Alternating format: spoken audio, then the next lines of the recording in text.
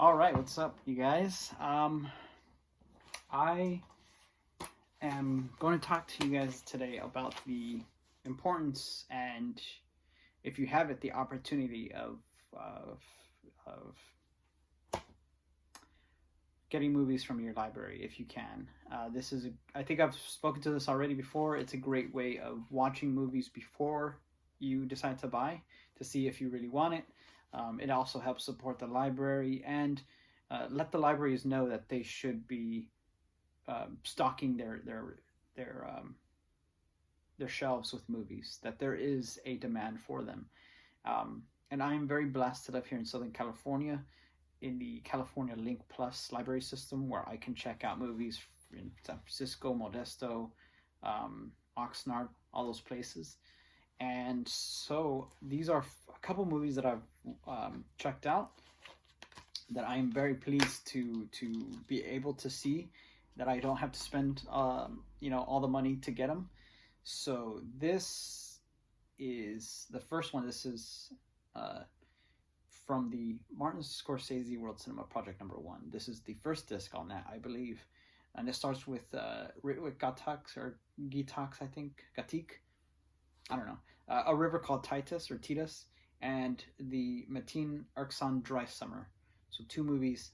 I've only seen the second one, Dry Summer, from this because the first one is like almost 3 hours, I think. So yeah, I'm gonna watch that one soon, and then I'll be able to return it. But Dry Summer, I liked it. I think it was good. It had a good villain, just like it was really realistic in that way, that it was just somebody that could exist, that is just a piece of shit, and you just really want to see fall. But it's also kind of devastating because it's, it isn't just another person who's a villain. It's somebody close that's a villain. I don't know if that's a spoiler or not. You can look it up if you want to see who I'm talking about. You'll be able to see. But the second one is Woman is the Future of Man, Tale of Cinema by Arrow Academy. So this is the two films by Hong Sang-soo, and it actually comes in with the booklet too, so that's cool. So this is another one that I looked at. I was like, oh, I want to see Korean movies, and I was always interested in possibly buying this, but now I get to watch it to see if do I really want it later on or not. And so far I've only seen the first one, Woman is the Future of Man, and there were things that I liked about it, and there were things that I got to appreciate or learn about, just Korean culture, Korean society, South Korean, and but it was ultimately something that I was kind of a little bit bored by. There were times where I wished I just wanted the movie to end, and it is like the kind of slow cinema. You would have to appreciate that kind of stuff. I know that he is. It says on here that he's often compared to Eric Romer, the French filmmaker. So yeah, I'm gonna watch the second one and read the booklet, obviously, and I hope that I can get some more appreciation of it. And maybe it's just one of those things that you just, as you watch more slow cinema, you appreciate it more, and then you're able to not, I guess, because it's kind of, you get spoiled, or you get used to fast-paced American cinema, and sometimes if a movie isn't progressing along, or if a movie doesn't have a straightforward plot, you get antsy. And it's I don't think it's anything wrong with the movie or with the filmmaker. It's just a matter of taste. But I still appreciated scenes and things about it.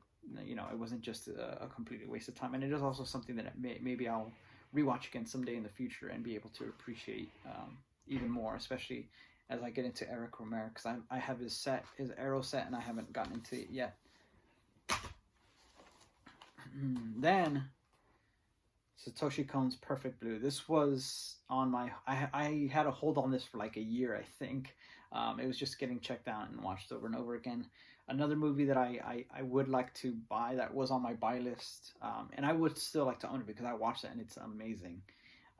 The animation is beautiful. The story is intricate and crazy. Um,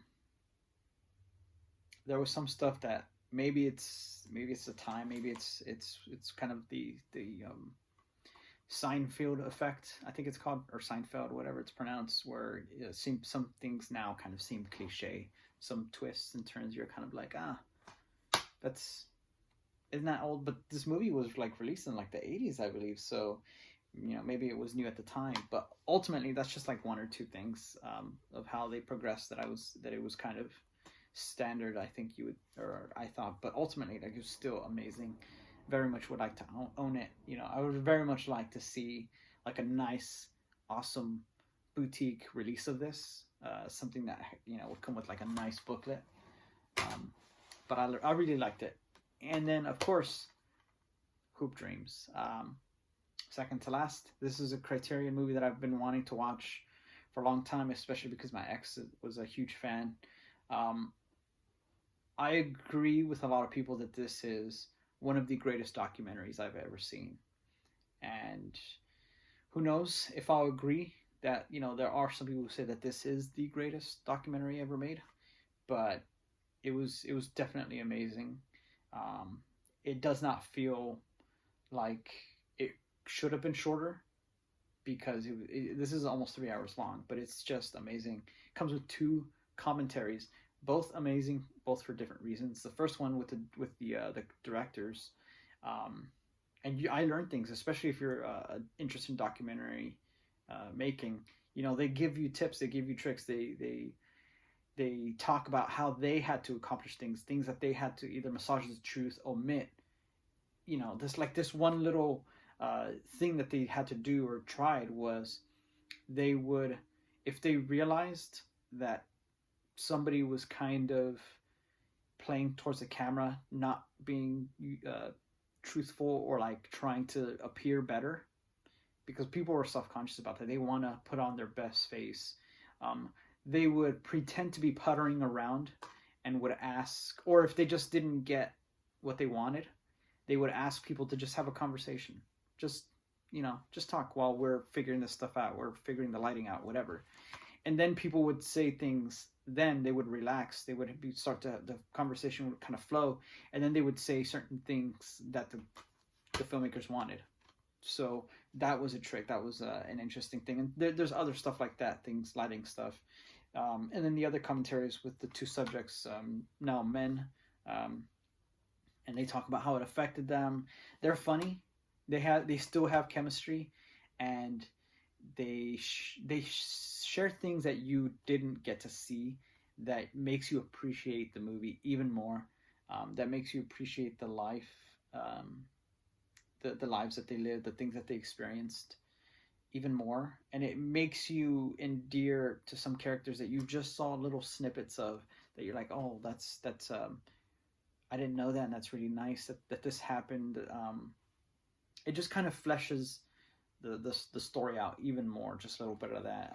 And other characters, like a certain father who, was having a bad stretch of time in this movie, redeems himself, and it's kind of, it was really nice to know that, to know that that somebody could redeem himself and become greater than he was during that time, and be the kind of person that they wanted him, that they needed him to be, but that he wanted to be. So that was beautiful.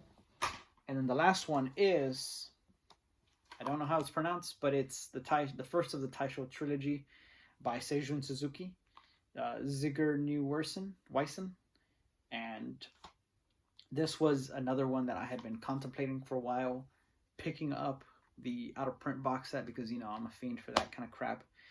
I didn't know if I wanted to just get the standard edition. The great thing is that it comes attached with the book itself. That's amazing, because now, and I took a picture of every single page in this. They're on my phone, so I get to, if I really want to, go buy the standard edition the next Arrow sale, and then I'll have the booklet forever on PDF. I don't need to go out and shell out $100 or whatever for the out of print set. And so that's amazing. By the way, if you want it, let me know. I hope that doesn't get me into trouble, but I would prefer being able to get PDFs of booklets and books, and give that money to buy the new a new release or the standard. Give that money to Arrow rather than give it to somebody who is probably a scalper, or just somebody who's asked. That money could now be saved and go to Arrow themselves, or just to me, because who knows if after I watch all three of them, am I really gonna even want the standard edition? And I don't know, because I watched this already, and I just didn't get it as much as I hoped.